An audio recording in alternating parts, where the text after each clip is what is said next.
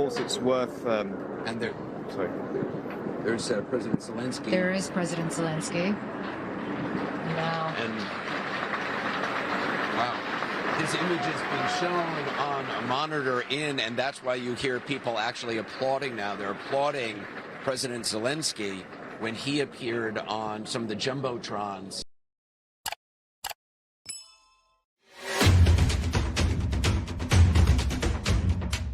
Of us, and that's just the mom and pops out here starting to scream tells us otherwise. Yeah, I don't think that there's good reason to be optimistic about any of this. Look, if you see what the impact of the tariffs has been, the claim is that this is about helping bring production back to the United States, more manufacturing in the United States, right? All these other harms that we're dealing with, higher costs for consumers, all the uncertainty, it's about manufacturing.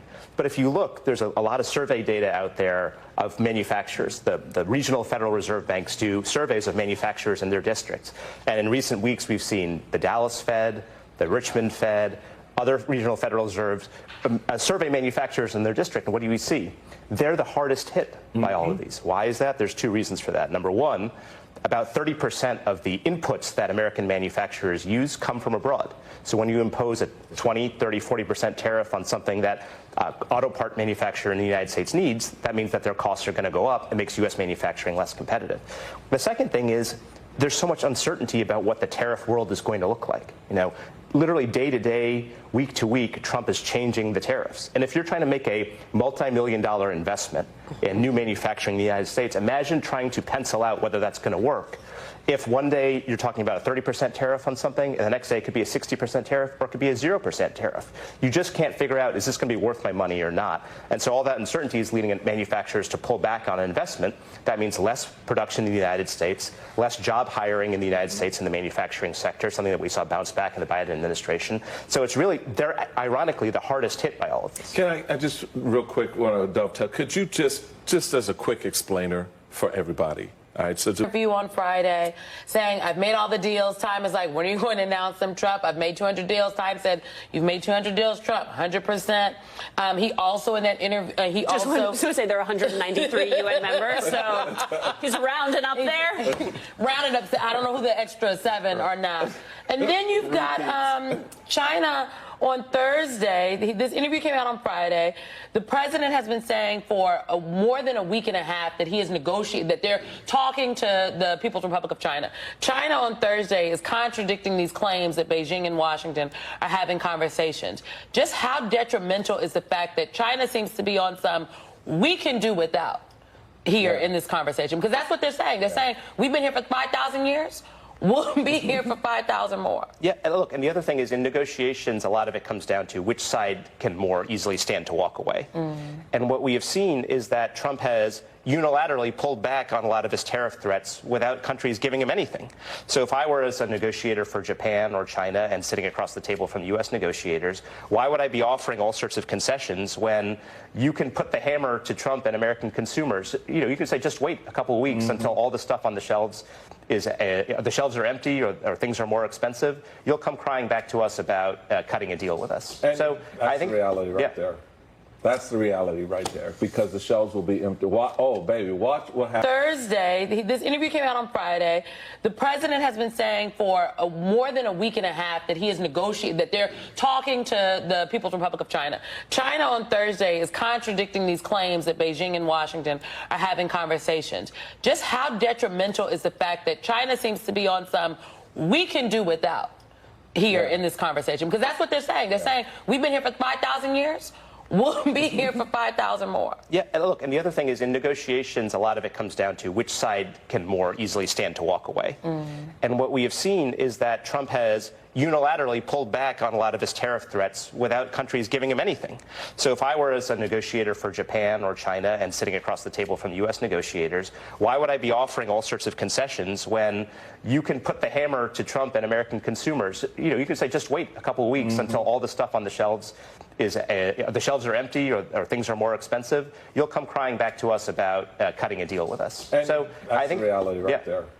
That's the reality right there, because the shelves will be empty. Oh, baby, watch what happens at Christmas time, because this, just real, because I know we got to go, but just real quick, this is a lagging indicator of where we're headed. Because what's happening now is not necessarily felt in the price you pay and what's on your shelves right now. Where you'll see that price, that new price, and those empty shelves is July, August, September. Back to school. Y'all know where you get your stuff from back to school. Y'all know where that comes from. I'm telling everybody, you don't believe what Barack's just saying? Pick up anything in your household and look and see where it's made.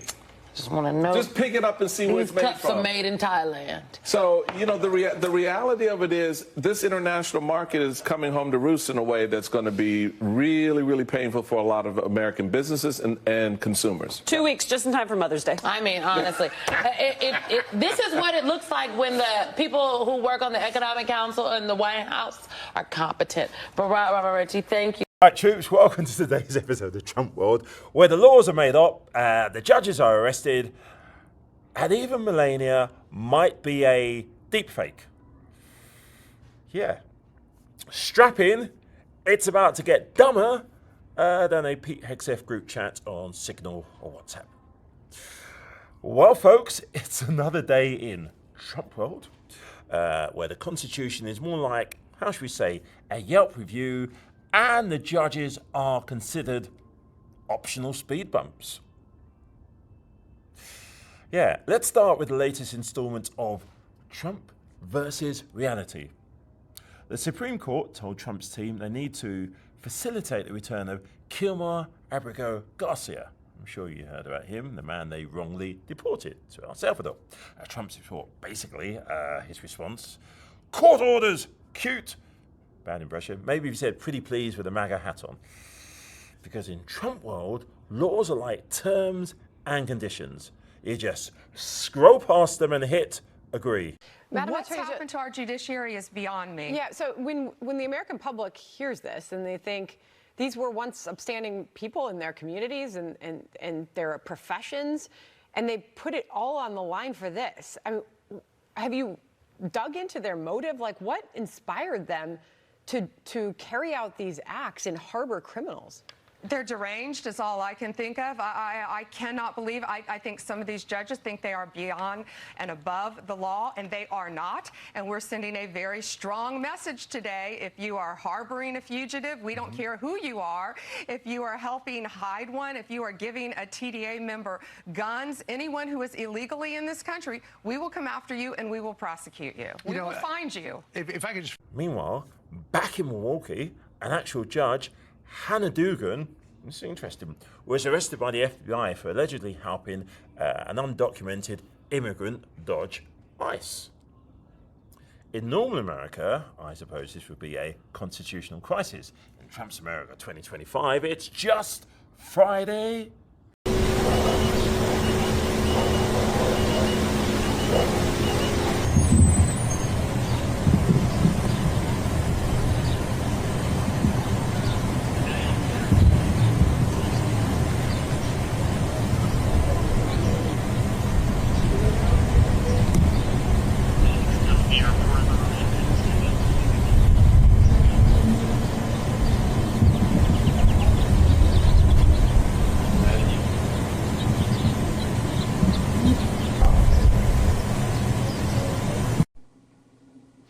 Well, I regard it very much within the prism of what we've been dealing with over the last month, which is an intense assault on judicial independence.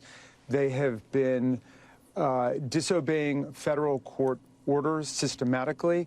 They have incurred criminal contempt findings in the courtroom of Judge Boasberg, a conservative Republican judge.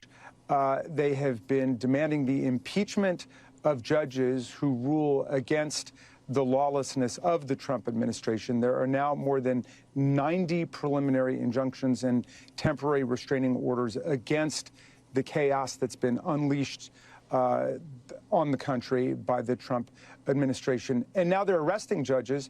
And the first felony criminal charge brought against Judge Hannah Dugan in Wisconsin is interfering with a legal proceeding, which is essentially what they've been doing all along, what Judge Boasberg is about to hold them in criminal contempt for, and has found that there is probable cause for criminal contempt, is that they deliberately ignored and defied his order not to take off in those airplanes headed for El Salvador and not turning the airplanes around. So on the logic of this arrest of Judge Dugan, all of the people in the Trump administration who participated in defying that order by Judge Boasberg themselves could be arrested for interfering with a legal proceeding and perhaps other criminal charges like kidnapping, as you were suggesting before.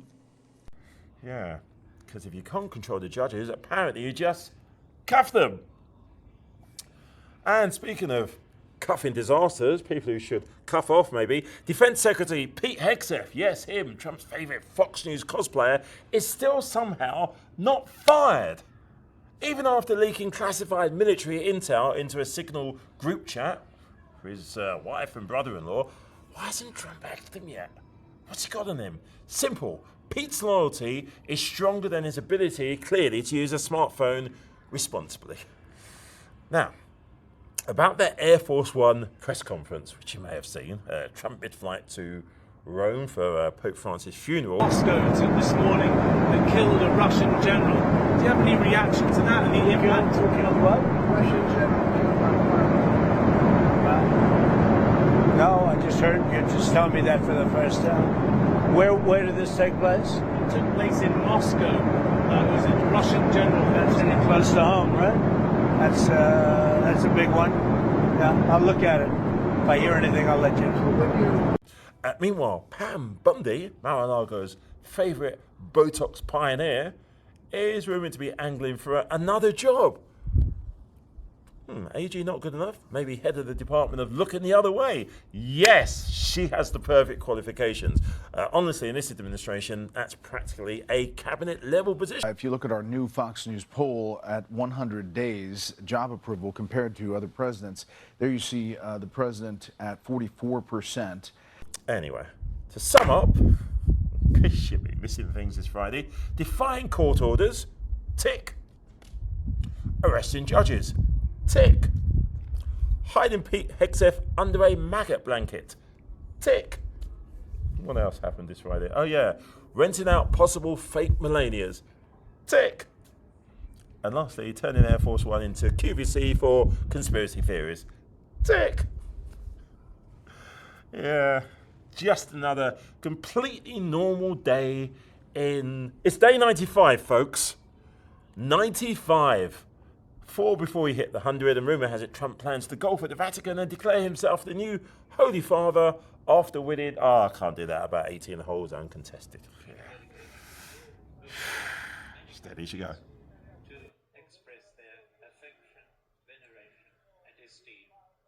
This was constructive. I mean, certainly after that, blow up in the Oval Office, I think anything meeting is good. And so if there's something constructive that comes out of there, even if it's just a rebuilding of a relationship, I think that's a good thing. You're not going to see everything in the readout. That's okay. I know it's a little frustrating for the citizens and the press, but it's okay that they thinking about the timing of this. The fact that you have Witkoff meeting with the Russians, the fact that you have the Russians choosing to launch an attack on Ukraine in the lead up to this series of meetings, Michael. I mean, Caroline, I'm color me skeptical. They haven't stopped. They have not stopped bombing I just think people, Trump doesn't engage in diplomacy. All right, so can we stop pretending he does? He doesn't. The social media posts and all of that is just because the bottom line is his design has been drawn up by Russia. The plan he's pushing is a Russian plan. The reality of it is, and I appreciate President Zelensky's optimism. Oh, it was a good meeting. What else is he going to say? It sucked. But the reality of it is, you're dealing with someone who's not a good faith partner and someone who does not want to see you survive this. So why are we sitting down and pretending that this is all now going to shift in a direction in which a fair deal, in which the sovereignty of Ukraine remains intact, Russia backs the hell up and gets out. And whether you agree to keep the territory already seized or not, that's a negotiable point, I guess. But that's not the end game here. So am I just being a little bit too harsh on the heels of the Pope's funeral, or is it?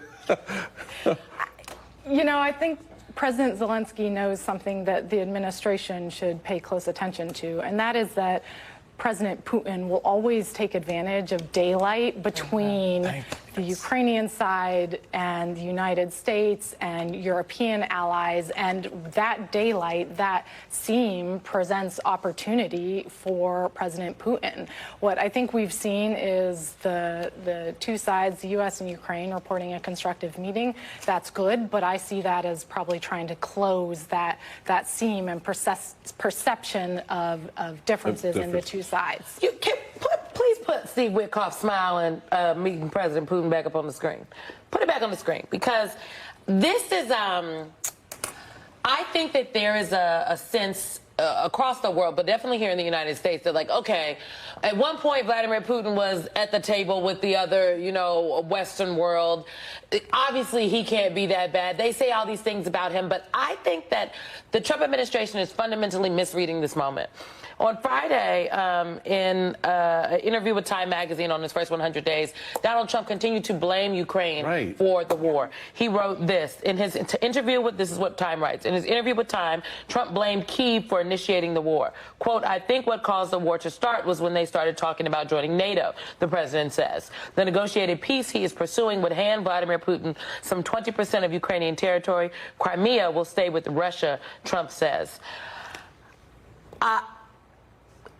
I feel very gaslit by what is happening here. Very gaslit. To say that they started a war because they asserted their desire to be a part of a collective group. A defensive alliance. A defensive alliance. That's not how war begins. No, and I mean, Putin invaded Crimea and he invaded Crimea and he invaded Ukraine. And for people to callously, everyone except the Ukrainians, to callously be talking about allowing Vladimir Putin to keep the territory that he has already seized, for the president to say 20% of the territory will likely stay, Crimea will stay with Russia, is blasphemy, it feels like, to the Ukrainians. And no accession to NATO and no security guarantees. I think what you're seeing and what we're seeing is that the United States is basically catering to Russia's maximalist positions in terms of what we're putting on the table. And then to publicly suggest that we are willing to walk away, whether that's negotiating or whether that's just posturing to try to get the Ukrainians closer to a deal. In either case, the effect of that is to play again into Russia's hands. That's a win for Putin, because Putin's theory of the case the whole time has been that he can outlast the interest of the United States. And you want to have one more? Well, I was going to say on that point, too, I think, you know, Vladimir Putin, Russia, they're taking advantage of an unexperienced diplomat in Steve Witkoff. And the fact that Witkoff has traveled to Russia now